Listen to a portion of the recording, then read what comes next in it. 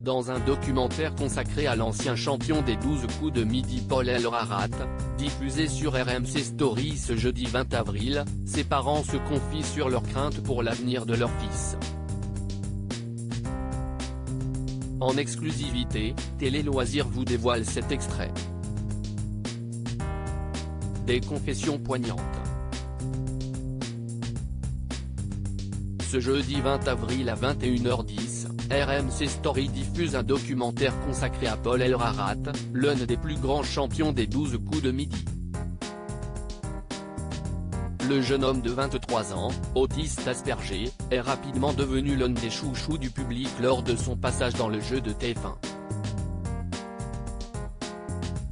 Après la sortie de 3 livres et une participation au Traître sur M6, l'ancien maître de midi s'épanouit à la radio comme sociétaire des grosses têtes aux côtés de Laurent Ruquier. Si l'animateur des enfants de la télé, avec qui une affection s'est installée, témoigne dans le film, ses parents se confient également sur leur fils, comme dans l'extrait ci-dessus que Télé Loisirs vous dévoile en exclusivité. Sophie, la mère de Paul El-Ararat se confie, sa vulnérabilité est énorme dans le documentaire intitulé Paul El-Ararat, les victoires d'un autiste Asperger. Sophie El-Ararat dévoile ses inquiétudes à propos de son fils et de la gestion de sa vie. Il ne gère ni ses comptes en banque, ni ses retraites, ni son statut d'intermittent, explique-t-elle.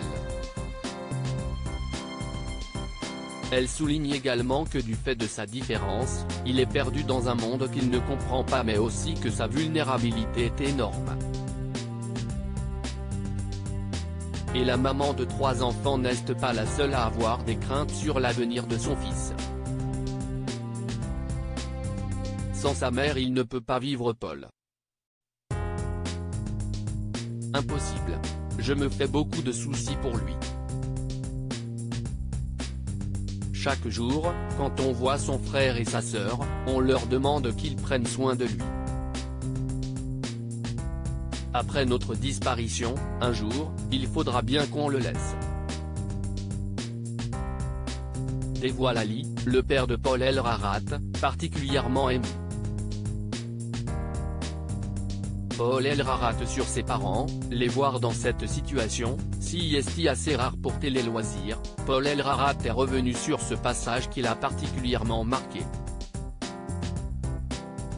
Les voir dans cette situation, si est assez rare, et les voir employer certains mots, s'exprimer sur ce sujet, c'était un peu sensible, émotionnel, dévoile l'auteur de ma 153e victoire avec pudeur. S'il explique avoir difficilement la larme à l'œil, il reconnaît néanmoins avoir trouvé cette séquence touchante. À l'occasion de ce documentaire et pour la première fois, son frère, sa sœur et sa grand-mère témoignent également pour parler du jeune prodige des 12 coups de midi. À lire aussi j'ai envie de lui laisser une place dans ma vie, cette sociétaire des grosses têtes avec laquelle Paul El-Ararat s'est lié d'amitié.